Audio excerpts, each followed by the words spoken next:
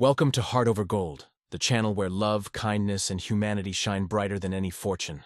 In today's story, Petty Davidson, a 21-year-old orphan living in a small London apartment, thought her life was set in a routine of struggle and survival. But everything changed one stormy night when she found a newborn baby, Carter, abandoned in a trash bin. With no one to turn to, she saved the baby and became his mother, offering him all the love she could. Clover Sakova, a billionaire devastated by the kidnapping of his son Carter, had searched endlessly for 3 months. When he discovered Petty and Carter's connection, it set in motion an emotional journey that would reveal secrets, bring unexpected love, and challenge everything Clover thought he knew. Through trials and love, Petty's sacrifice and Clover's realization would lead to a bond stronger than blood, a family formed through devotion and fate. This is the story of a young woman who, in saving a life, found her own purpose. Don't forget to like, subscribe, and share your thoughts in the comments, and keep up with our latest stories. I have a story to tell you about a young woman, barely 21, whose life was forever altered on a stormy night. A night that would lead her to discover a love so profound it would change her forever. Meet Petty, a kind-hearted orphan who lived a modest life until fate called upon her to save an innocent child.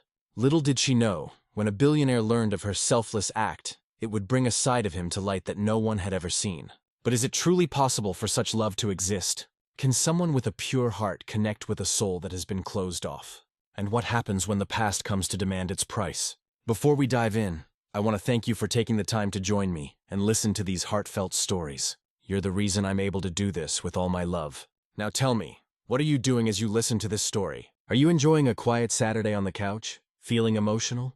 Or are you getting through some weekend chores, wanting something soothing in the background? Or perhaps you're curled up in bed on a lazy Sunday with no rush to go anywhere. However you're spending your time, I'm grateful you've chosen to be here with me. Let's begin the tale.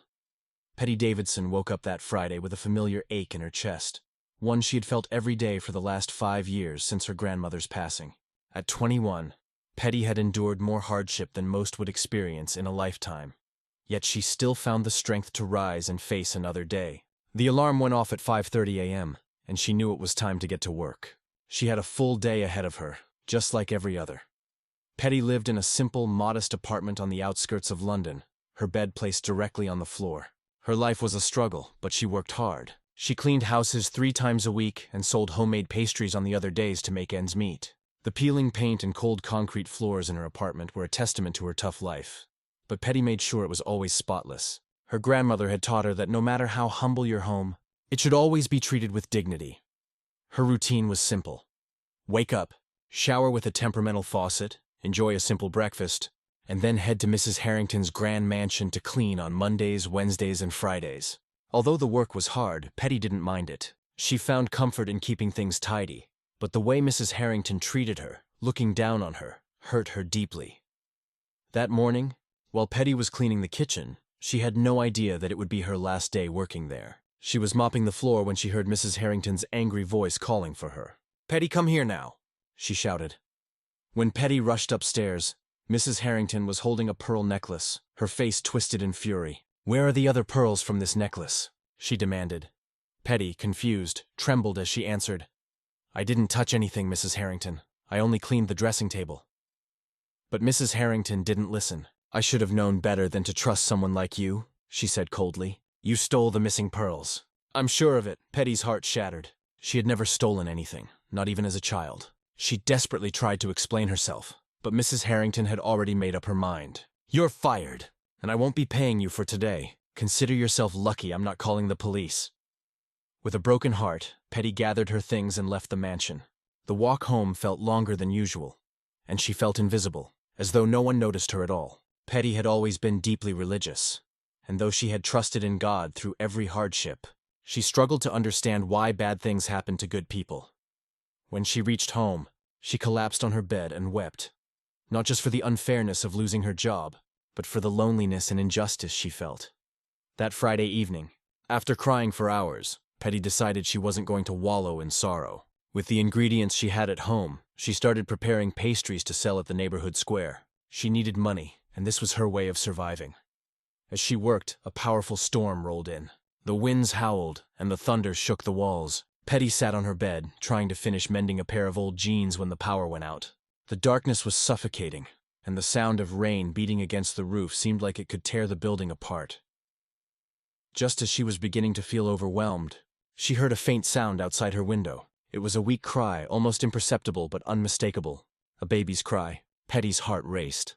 Without thinking, she grabbed her phone, turned on the flashlight, and rushed down the stairs, desperate to find the source of the cry. Outside, behind the trash bins, she discovered a newborn baby in a cardboard box, drenched and shaking. The baby's umbilical cord was still attached, but it had been cut haphazardly. Petty's heart broke. She scooped up the fragile child, whispering words of comfort, though she knew this tiny baby was in dire need of help. She rushed back to her apartment, doing everything she could to warm the baby up. She wrapped him in a dry t-shirt, created a makeshift hot water bottle, and held him close to her body, trying to share her warmth with him. And then something miraculous happened. As the baby cried from hunger, Petty instinctively placed him at her breast. To her astonishment, he began to nurse. Though she had never been pregnant, never even been with a man in that way, her body responded as though it were a natural, instinctive act. Petty was left in awe, whispering to the baby, "This is a miracle." Petty named the baby Carter. From that moment on, she took care of him as if he were her own, even though she had no idea who he really was or who had abandoned him. The connection between them was instant, and every day she grew more certain that God had brought this child into her life for a reason. For the next 3 months, Petty's life was consumed with caring for Carter. Despite the hardship, her love for him grew every day. She sold pastries to make ends meet, always carrying him with her or keeping him close as she worked. The neighbors admired her dedication, though some whispered rumors, wondering where the child had come from. Despite the challenges, Carter grew strong and healthy. Petty's bond with him was unbreakable, and she promised herself that she would give him the best life possible, no matter the cost. This is the beginning of a beautiful journey.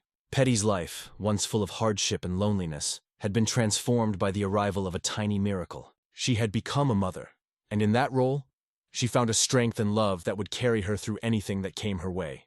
"That's what matters most," Petty replied, always thinking about Carter's future and how she would raise him to be a person of integrity. At night, after Adrienne had fed and was sleeping peacefully, Petty would gaze-eat him in the makeshift crib she had made with a drawer lined with soft blankets. She used those moments to talk to God, thanking him for having received such a wonderful son, and asking for wisdom to raise him in the best possible way. "Thank you, my God, for putting Carter in my life. I don't know what I did to deserve such a special gift, but I promise I will take care of him with all the love I have in my heart." She prayed every night, kissing the forehead of the baby who slept like an angel. Petty never tired of admiring every detail of Carter. The tiny hands that gripped her finger, the chubby feet she kissed all the time, the sweet baby smell he had after his bath. She knew every birthmark, every crease, every expression he made. Carter was completely hers, and she was completely his. But Petty had no idea that somewhere else in the city, a desperate man was looking for Carter, moving heaven and earth to find the son who had been stolen from him.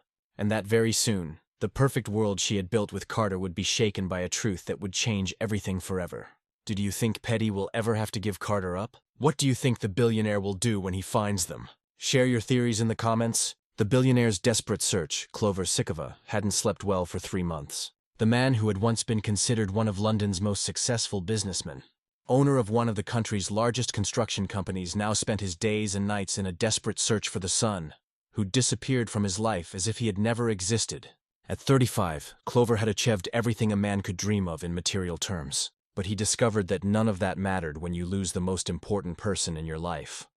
Clover's marriage to Stella had been a mistake from the beginning, but he only realized it too late. They met at an architecture school graduation party where she was studying, and at the time, it seemed they had everything in common.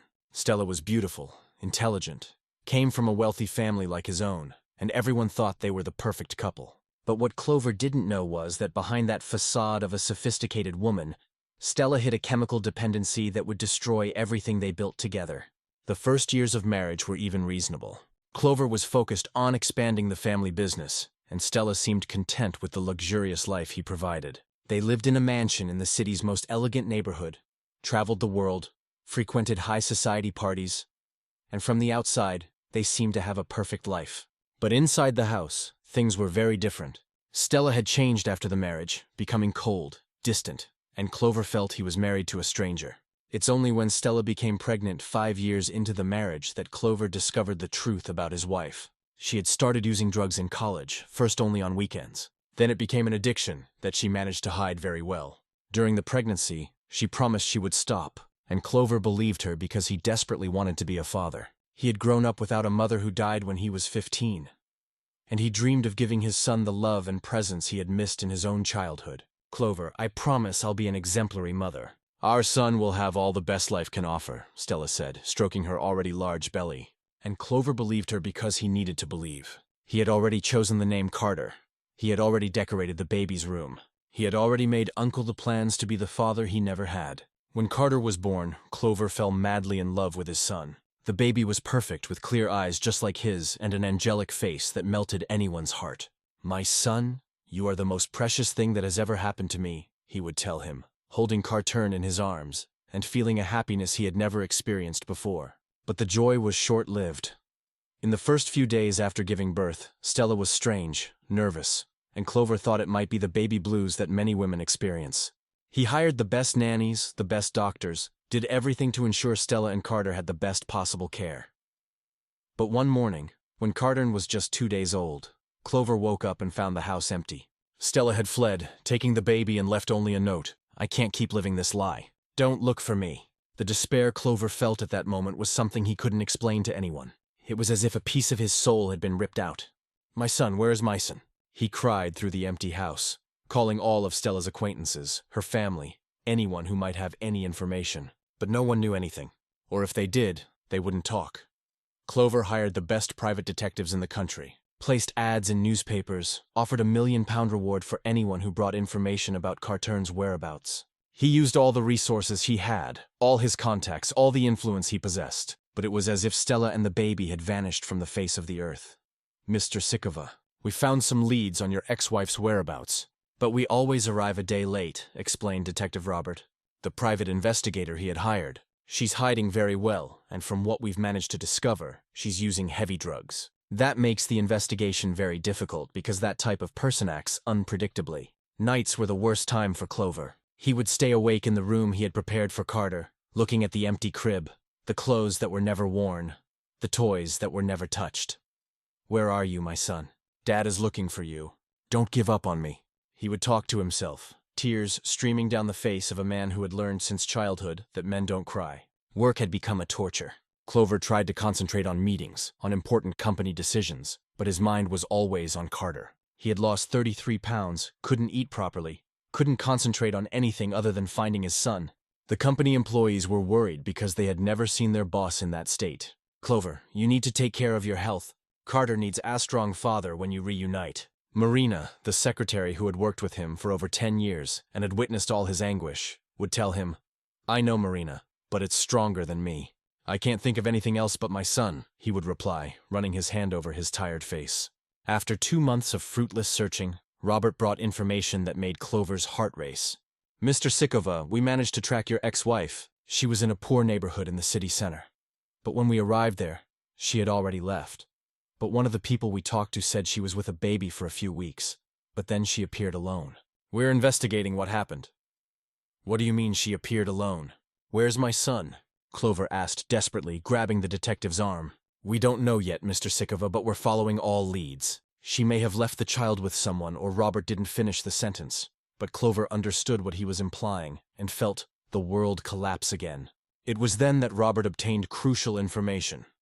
"Mr. Sikova, we discovered your ex-wife was last seen in the eastern region near a housing estate. We're going to focus our search in that area. If Carter is alive, we will find him." Clover felt a mixture of hope and terror because he didn't know what condition he would find his son in, or if he would find him at all. A father's reunion. Clover had been walking the streets of the periphery for 2 hours, accompanied by Detective Robert, when he saw something that made his heart almost stop. In the small park of a simple square, a young woman was sitting on a bench with a baby in her arms, softly singing a lullaby. Even from a distance, even after 3 months of desperation and sleepless nights, Clover immediately recognized the light hair and the little face he saw in his dreams every night. "It's him, Robert. It's my son," Clover said, his voice choked with emotion, grabbing the detective's arm. "Are you sure, Mr. Sikova?" "The distance might be deceiving," Robert replied. But Clover was already walking towards the bench, his heart pounding so hard it felt like it would burst from his chest. He knew every detail of his son, every birthmark, every expression, and had no doubt that this was Carter. Petty was enjoying the sunny afternoon by taking Carter to Thesmall Park. The child was already 3 months old and loved being outdoors, watching the trees and listening to the birds. She was singing "Twinkle, Twinkle, Little Star" when she saw a man approaching, dressed in an expensive suit that completely contrasted with the simple surroundings. The man was tall, had dark hair and light eyes just like Carter's, and walked with the expression of someone who had seen a ghost. "Excuse me," Clover said when he reached the bench, trying to control the emotion in his voice. "May I speak with you for a moment?" Petty looked at him strangely, instinctively pressing Carter closer to her chest. There was something in the way this man looked at the baby that put her on alert. "What do you want to talk about?" she asked, already thinking about getting up and leaving. "It's about that baby in your arms," Clover said, feeling his voice tremble. "I need to know how he came to be with you." Petty felt her blood run cold. It was the question she'd always feared hearing, but knew that one day someone would ask her. "Why do you want to know? Who are you?" she asked, getting up from the bench and taking a few steps back. "My name is Clover Sikova, and I have reason to believe that baby is my son, Carter, who was kidnapped from my home 3 months ago," he said, pulling a photo from his phone and showing it to Petty. It was a photo of a newborn who was identical to Carter.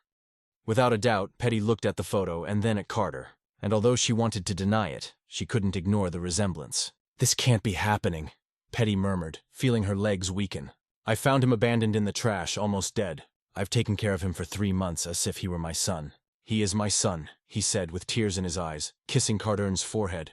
And the baby began to cry as if feeling the tension of themament. Clover saw the desperation in the young woman's voice and felt his heart break. He could see that she truly loved Carter, that she had cared for him with love and dedication.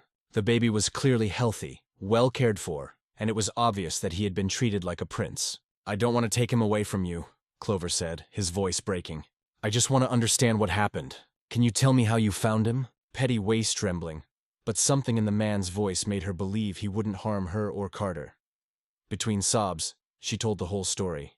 The stormy night, the baby in the trash, the terrible state he was in, how she cared for him and managed to breastfeed him even though she was a virgin. "I saved his life," she finished, looking at Clover with a mixture of defiance and plea. "If I hadn't found him that night, he would have died." Clover listened to every word, his heart shattered into pieces. His ex-wife had not only abandoned Carter, she had literally thrown the baby in the trash to die. And this young woman, whom he didn't even know, had saved his son's life and cared for him lovingly for 3 months. "What's your name?" he asked, wiping away the tears that streamed uncontrollably down his face. "Petty Davidson," she replied, still holding Carter firmly. "And you may be his biological father, but I am his mother by heart. I was the one who stayed up with him at dawn. I was the one who cared for him when he was sick. I was the one who taught him to smile. You can't just show up and take my son away from me," she said with a courage she didn't know she had. "I don't want to take him away from you, Petty," Clover said. And for the first time since he had lost Carter, he felt a glimmer of hope in his heart. "You saved my son. You did what I couldn't do, which was to protect him. You are an angel God put in his life." He paused, looking at Carter, who had stopped crying and was looking at him with curiosity. "Can we talk? Go somewhere more private?" Petty hesitated, but something about this man made her trust him. Perhaps it was the affectionate way he looked at Carter, or the sincere tears he couldn't hide. "We can go to my apartment," she finally said. "But I'm not separating from him. No matter what you say, Carter stays with me."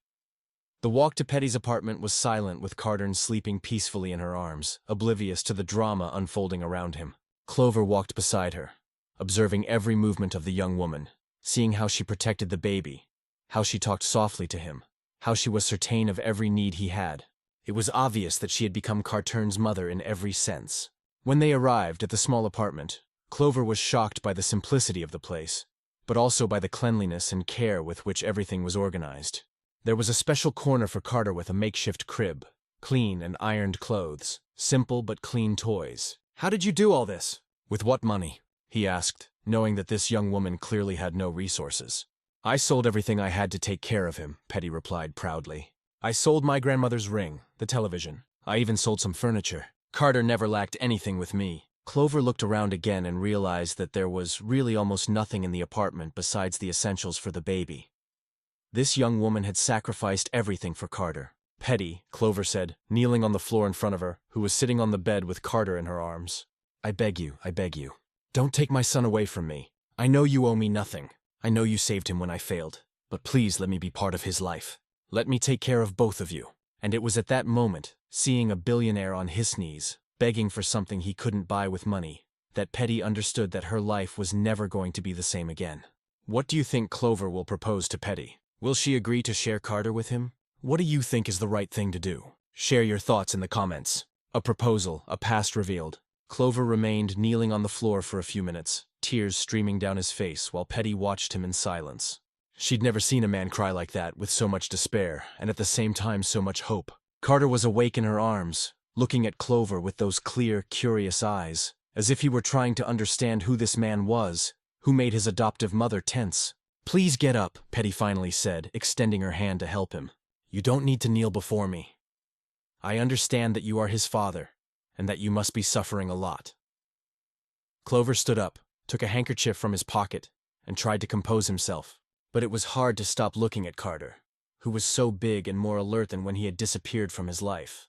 I need to know more about you, Petty, Clover said, sitting in a simple chair she offered him. It's not distrust. I need to understand how God put you in my son's life. Do you have family? How did you learn to take care of babies so well? The affectionate way he spoke made Petty relax a little and decide to tell her story. I'm an orphan, she began, settling Carter in her arms. My parents died when I was 16, and I went to live with my grandmother. She raised me until I was 19 when she also died of cancer. Since then, I've lived alone, working as a cleaner and making pastries to sell. Clover listened to every word attentively, impressed by the maturity of this young woman who had faced so many losses. What was your grandmother's name? Clover asked. For some reason, he didn't quite understand himself. Rose Davidson. She worked as a nanny for wealthy children here in London. She always said she had cared for very important families, Petty replied with affection in her voice. My mother's name was Constance Davidson, and she was also a nanny before she married my father. When Clover heard the name Constance Davidson, he felt as if he had been punched in the stomach. He turned pale, stood up from the chair, and began pacing the small apartment mud with the expression of someone who had seen a ghost. It can't be, he murmured, running his hands through his hair. It can't be a coincidence. What happened? Did you know my mother? Petty asked, feeling her heart race. She barely remembered her mother, who had died when she was very young, and she always wanted to know more about her. Clover, tell me what you know about my mother, she insisted. Seeing that he was visibly agitated, Clover stopped pacing and looked at Petty with an expression of total disbelief. Constance Davidson was my nanny from the age of 8 to 15. She took care of me after my mother died, and she was the most important person in my childhood. The words came out slowly, as if he couldn't believe what he was saying. She practically raised me. She was like a second mother to me. Petty was speechless. She put Cartern in the makeshift crib and stood up looking at Clover as if he were a ghost. This can't be happening. It can't be a coincidence that you are Cartern's father and knew my mother, she said, feeling her legs weaken. Tell me about her. I want to know everything. Constance was an incredible woman, Clover began, his voice choked with emotion. She came to our house when he was devastated by my mother's death. I was a rebellious child. I didn't want anyone to touch me. I didn't talk to anyone. But she had infinite patience with me. He paused, looking at Carter, who had fallen asleep again. She taught me to read. She told me stories. She made the most delicious pastries in the world. My grandmother always said my mother was special with children, Petty said, sitting down again and wiping away the tears that began to flow. She said my mother had a gift for caring for others, that she knew exactly what each child needed. Cartern stirred in the crib and made a little noise, and the two adults looked at him tenderly. When I turned 15, my father decided I no longer needed a nanny, Clover continued. It was the saddest day of my adolescence. Constance cried. I cried. But my father said it was time for me to become a man. He looked at Petty with a sad expression. She gave me a tight hug, told me she would always wish me the best, and left. I never saw her again. She died when I was 5, Petty explained. My grandmother told me she always talked about a special child she had cared for.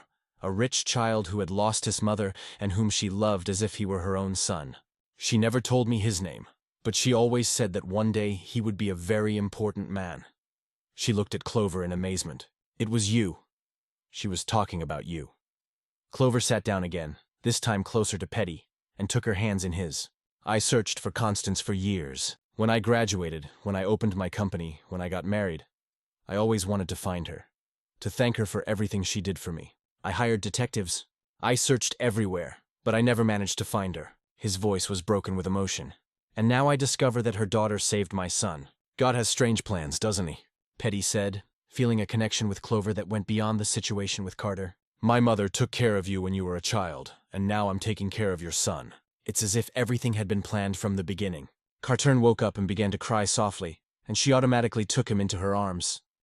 Can I hold him? Clover asked timidly, extending his arms. Petty hesitated for a second, but then handed Carter to him.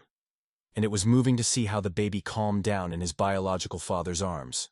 Hello, my son. Daddy wanted to see you so much, Clover whispered, kissing Cartern's forehead. You've grown so much. You're so handsome. Has a very good boy, Petty said, observing the interaction between father and son. He hardly cries. He sleeps all night. He loves baths and he's very intelligent. He already recognizes my voice from afar. She paused, seeing how Clover looked at Carter with pure love. I know you are his father, and I know you have the right to keep him. But I can't imagine my life without Carter. And I can't imagine taking Carter away from you, Clover replied, looking at her over the baby's head. You are not just the person who saved my son. You are the daughter of the woman who saved me when I was a child. This can't be a coincidence. Petty, this is destiny. Cartern was looking at the two adults, as if he understood that his life was being decided at that moment. What are we going to do? Petty asked, feeling a mixture of fear and hope. How are we going to resolve this situation? Clover looked at her, then at Carter, and felt that he had found not only his son, but also the person who would complete the family he had always dreamed of having. Constance Davidson's daughter had appeared in his life as a gift from destiny, and he was not going to let that opportunity slip away. What do you think Clover will suggest to resolve this unique situation? Do you believe in destiny, like Clover and Petty? Share your thoughts below. A marriage of convenience, a love of destiny. Clover spent the entire night awake, thinking about the conversation he had had with Petty, and about the incredible discovery of the connection between them through Constance Davidson. He had returned to the empty mansion with a heart divided between the joy of having found Carter and the fear that a legal battle could further traumatize the child. The next morning, he called Petty and asked her to meet again because he had a proposal that could resolve everyone's situation. I thought of a solution, Clover said as soon as he arrived at Petty's apartment. She was bathing Carter in a small basin, and the baby was smiling and splashing his hands in the water, completely comfortable. But before I say anything, I want you to know that I completely respect the love you have for Carter, and that I would never do anything to hurt either of you. Petty finished bathing the baby, wrapped him in a soft towel, and put him on her lap before replying. Tell me then. I'm listening, she said, trying to control the nervousness she felt whenever she thought about the possibility of losing Carter. The night had also been difficult for her, full of nightmares where men in suits appeared to take her son away. I want to propose a marriage, Clover said at once without beating around the bush. A marriage between the two of us so that Carter can have a complete family with both a father and a mother. Petty almost dropped Carter from her lap. Such was her surprise. You've gone crazy. Webb barely even know each other, she exclaimed, getting up from the bed and starting to pace the apartment. I know it sounds crazy, Clover said, trying to stay calm. But think about it with me. Carter needs stability. He needs to grow up in an environment where he knows his parents respect each other and work together for his well-being. I can offer financial security for both of you, and you can continue to be the mother he knows and loves. He paused, watching how she automatically rocked Carter in her arms. It would be a marriage of convenience. At least at first. A marriage of convenience, Clover. I'm 21 years old and I've never even had a serious boyfriend. I can't just marry a stranger, even for Carter, Petty said, feeling her heart race. Besides, I'm a virgin. I've never been with any man. How do you expect me to get married like that? Out of nowhere. Clover felt his heart clench when she mentioned she was a virgin. There was something in her purity and honesty that deeply touched him, that made him want to protect her from all the bad in the world. I would completely respect your boundaries, he said sincerely. It would just be a paper, a way to ensure Carter has legal and emotional security. We would live in the same house, but you would have your own space, your privacy. And what would I gain from that? Petty asked. Not out of greed, but because she needed to understand all aspects of the proposal. Carter would have everything a child could dream of. Education, health, opportunities, and you would never again have to worry about money. You could dedicate yourself entirely to caring for him, Clover explained. Besides, you would be legally protected. No one could question your right to be Cartern's mother. Cartern began to cry softly, and Petty automatically began to hum a song to calm him. Clover observed the scene and felt a pang of emotion seeing how natural she was in the role of a mother. You truly love Carter. That's obvious, he said softly, and I know he loves you too. It would be cruel to separate them now, but what if it goes wrong? What if we can't get along? What if you meet someone else and want to marry for real? Petty asked, full of doubts and fears. Cartern had calmed down and was looking at Clover with those clear eyes, as if studying the father he didn't know. We would put everything on paper, Clover replied. Your rights would be guaranteed, and Cartern's too. But I think we can make this work. Why are you so sure? She asked, curious to understand his confidence. Because you are Constance Davidson's daughter, Clover said simply. She taught me to recognize people of character, people you can trust, and I see her in you, in the way you care for Carter, in the way you gave up everything for him. He approached her and delicately touched Cartern's little face. Besides, Constance always said that God brings the right people together at the right time. Petty felt tears in her eyes. There was something about Clover's proposal that made sense, even if it was completely crazy. Cartern needed stability, and she knew that alone she would never be able to give him everything a child deserved. And where would we live? She asked, beginning to seriously consider the possibility. In my house. It's a big mansion. You would have your own room. Cartern would have a beautiful room that I had already prepared for him, Clover explained, feeling a glimmer of hope, seeing that she was thinking about the proposal. You could decorate it however you want. Making changes would be your house, too. He paused, and you would never again have to worry if Carter will have diapers, medicine, or anything he needs. I need to think, Petty finally said, looking at Carter, who had fallen asleep in her arms. This is a very important decision that will affect the rest of all our lives. I can't decide overnight. Clover nodded, completely understanding her need to reflect. Of course you're right. But while you think, will you let me take care of both of you? He asked. I can send someone to bring diapers, food, anything you need. You shouldn't be worried about money right now. Petty looked around the almost empty apartment and felt gratitude for the offer, but also wounded pride. I've always managed to take care of Carter alone, she said with dignity. It may not be luxurious, but he never lacked anything with me. Clover saw that he had touched a raw nerve, and quickly corrected himself. I know, and I greatly admire your strength and determination. I just want to help because you two are important to me now. Petty spent the rest of the day thinking about Clover's proposal. On one hand, the idea of marrying a stranger terrified her. On the other hand, she knew that Carter deserved to have his father in his life, and that alone she would never be able to give him the opportunities Clover could offer. When Carter woke up from his afternoon nap and smiled at her with that toothless grin that melted her heart, she knew what her answer was. I accept, she said when Clover called at the end of the afternoon, but with one condition. If at any point this isn't working for Carter for his emotional well-being, we revisit the agreement. On the other end of the line, Clover felt a mixture of relief and nervousness, because he knew he was about to start a new life with a woman he barely knew, but whom he already deeply respected. A new family begins. The move to Clover's mansion was like entering a completely different world for Petty. The house was 10 times larger than any place she had ever lived, with enormous rooms, bathrooms that looked like spas, and a kitchen bigger than her entire apartment. Clover made a point of showing her Cardenese room, which he had decorated with so much care before the baby was born, and Petty almost cried seeing that perfect environment prepared by a father who loved his son, even before truly knowing him. This is the room I prepared for him, Clover said, opening the door to a room painted in soft shades of blue and white with a beautiful wooden crib, a comfortable armchair for feeding, and shelves full of children's books and educational toys. You can change anything you want. Just say the word. Carter was sleeping in Petty's arms, but when she put him in the new crib, he settled into the soft sheets as if he'd always slept there. It's perfect, Petty said, running her hand along the side of the crib and imagining all the nights Carter would spend there growing up. Did you do all this yourself? Clover nodded, a little embarrassed. I spent hours here when Stella was pregnant, imagining what it would be like when Carter was born. I never thought he'd arrive here the way he did. But the important thing is that he arrived. The civil marriage took place a week later in a simple ceremony at the registry office with only 2 witnesses Clover called from the office. Petty wore a simple white dress she had bought herself and Clover an elegant dark suit. When the judge asked if she accepted Clover as her husband, Petty looked at Carter, who was sleeping in his stroller nearby, and replied, I do. Thinking about her son's future, not the romance that didn't exist between them.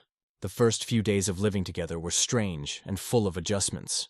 Petty woke up at dawn when Carter cried, and Clover always appeared at the bedroom door minutes later, asking if she needed anything. You don't need to wake up every time, she told him, a little embarrassed to be breastfeeding in front of him.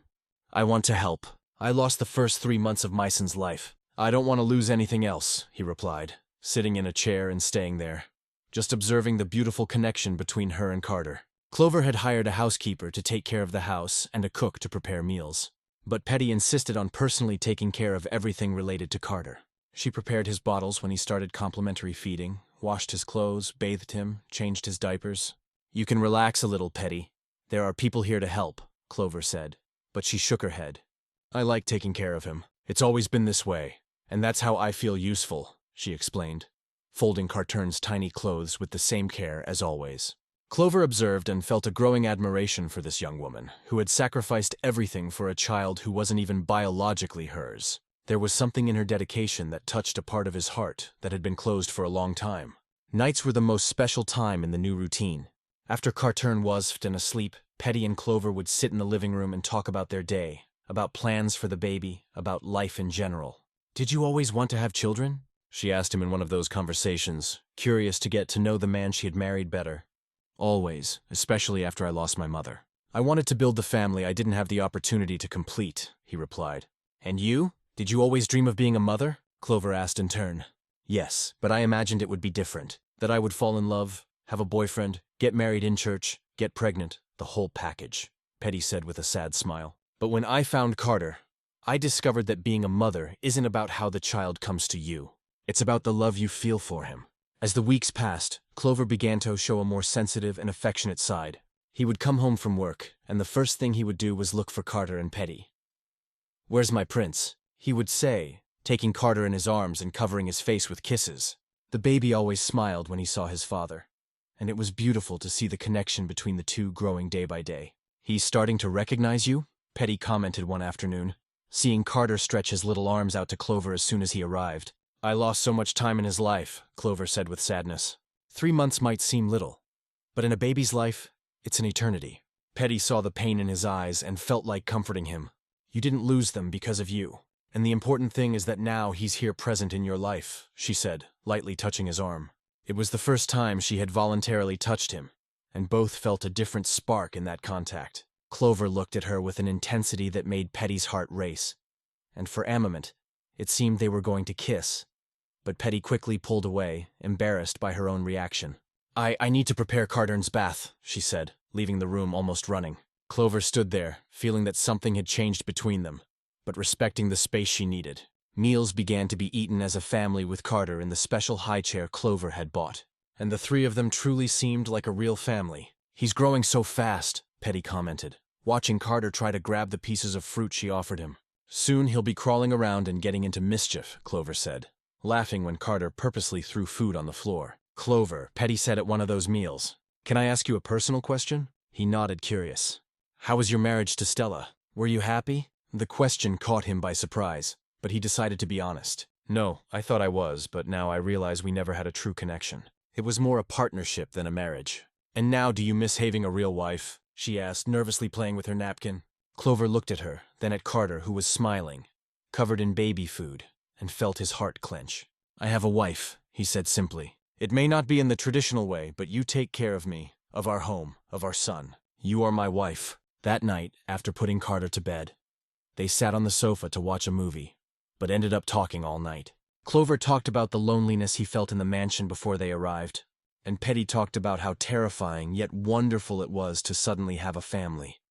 When she started to feel sleepy, she unconsciously rested her head on his shoulder, and Clover didn't have the heart to wake her.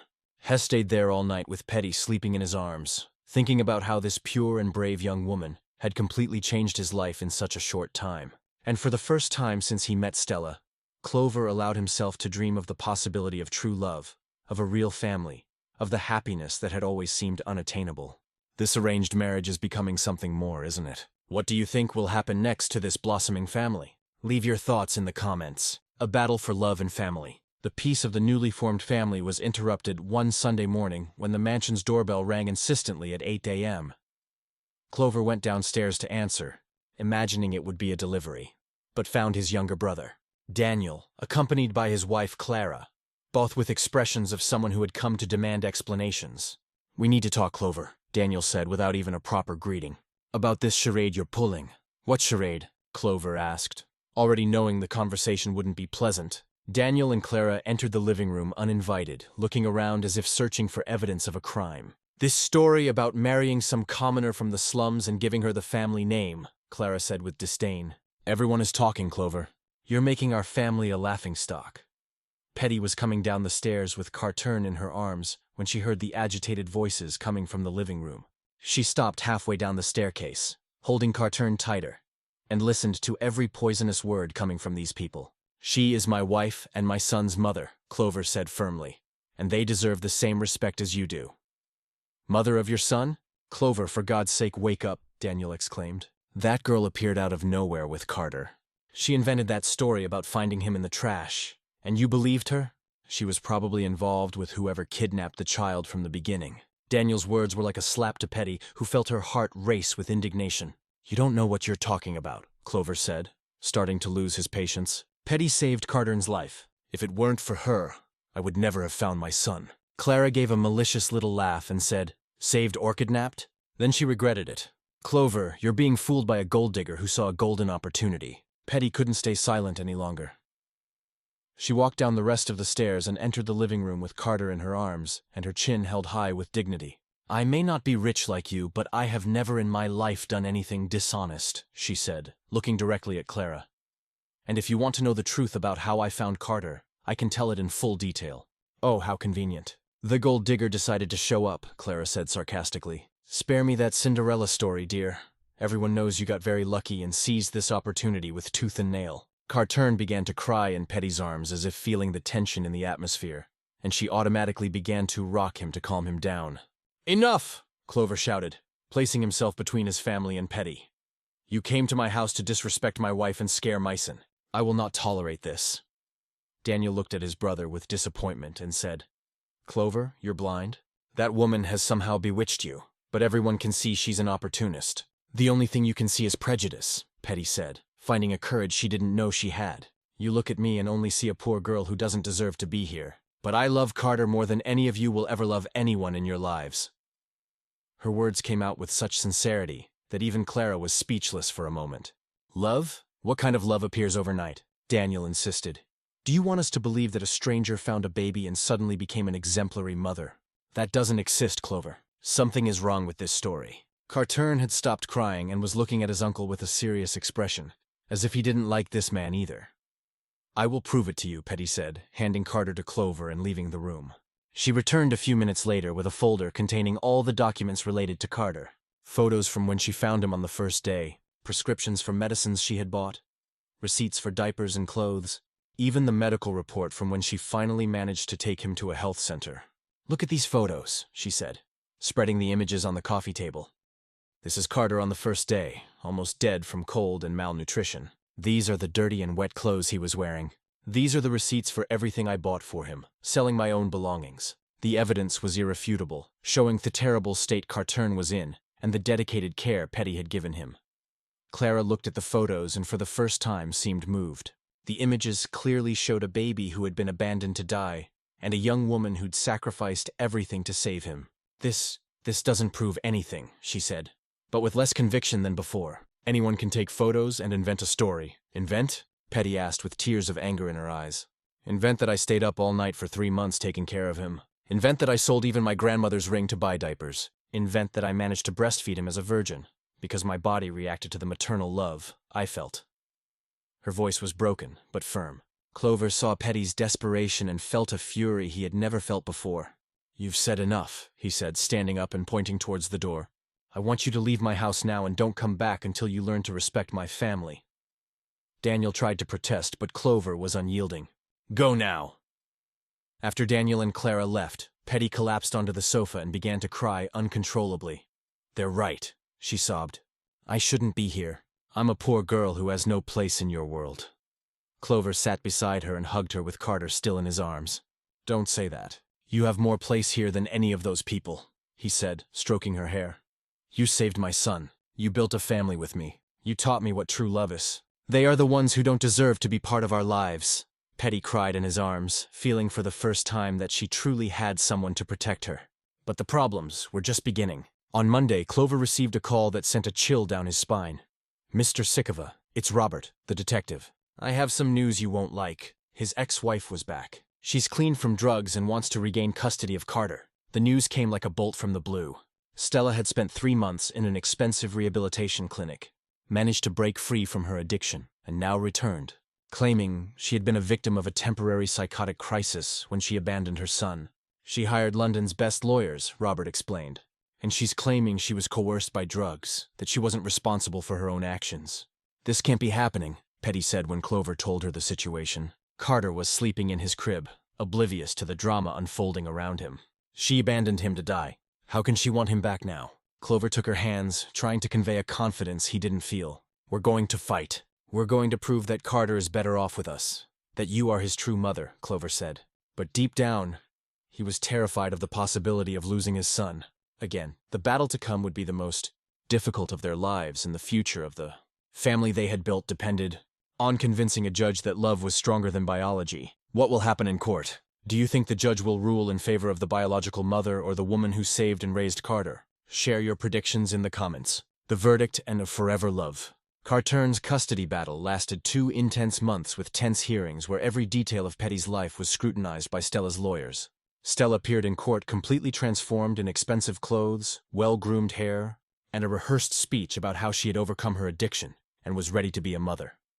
"I was sick. Your Honor," she told the judge with tears in her eyes. "Drugs, madame, do terrible things, but now I'm cured and I want my son back." Petty attended everything from the witness stand holding Carter in her arms, who was now 6 months old and a joyful, healthy child, who clearly recognized her as his mother. "She may be clean from drugs now," Clover's lawyer argued. But Cartern spent the first days of his life with Petty Davidson, who saved him from certain death and has been his mother in every sense. "But I am the biological mother," Stella retorted, looking at Carter with an expression that seemed more like possessiveness than maternal love. "He is my flesh and blood, and now that I'm well, I can take care of him as he deserves."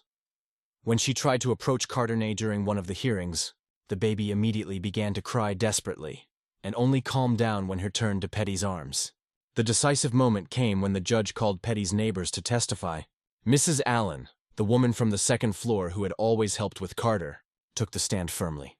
"Your Honor, I saw this girl care for this baby like no mother I know. She stayed up with him at dawn. She sang to him.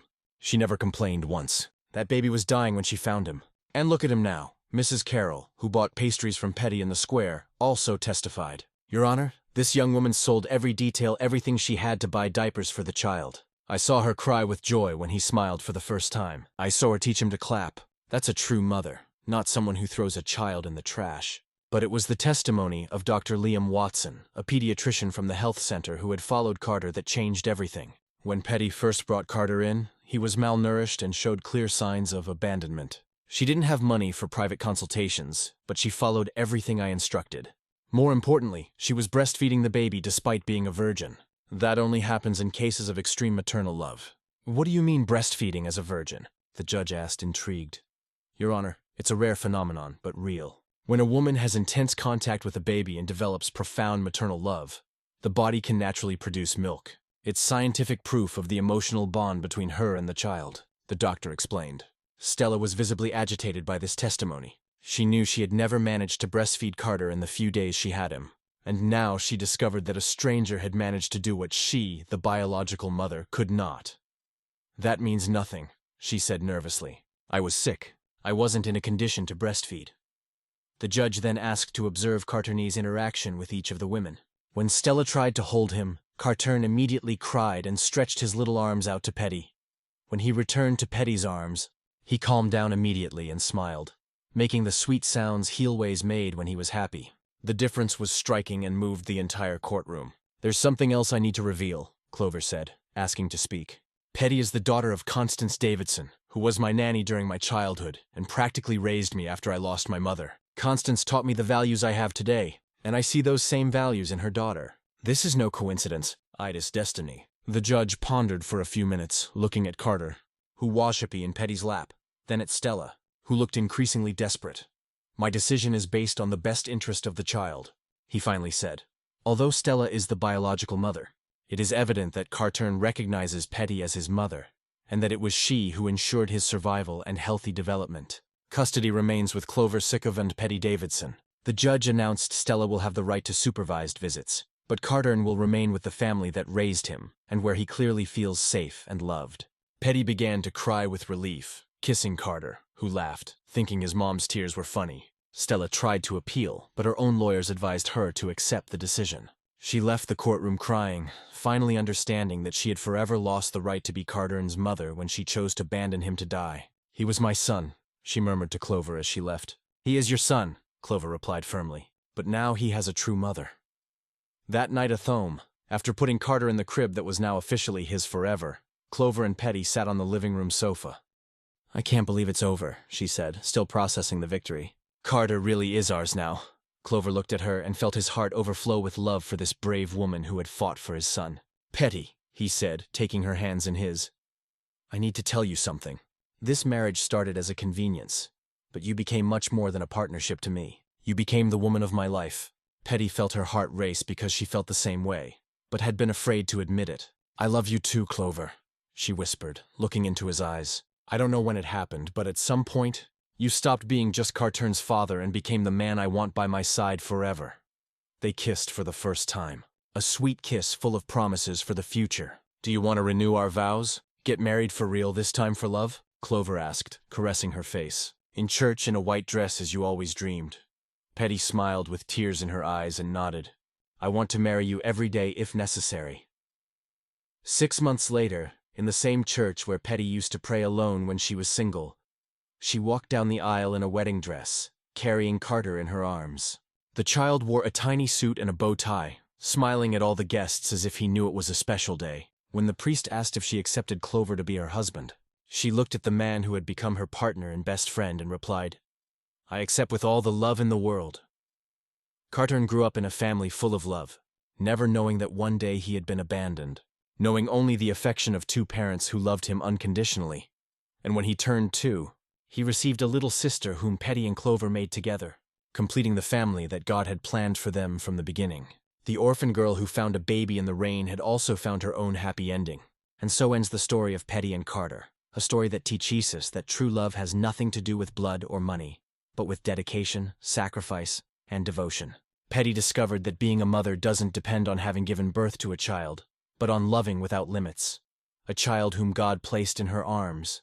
And Clover learned that happiness is not in therachies we accumulate, but in the special people we choose to share our lives with. Sometimes God allows us to go through storms to prepare us for the miracles He has reserved for us. The rain that brought Carter into Petty's life was actually a blessing in disguise, and the love that was born between the three became the foundation of a family blessed by God.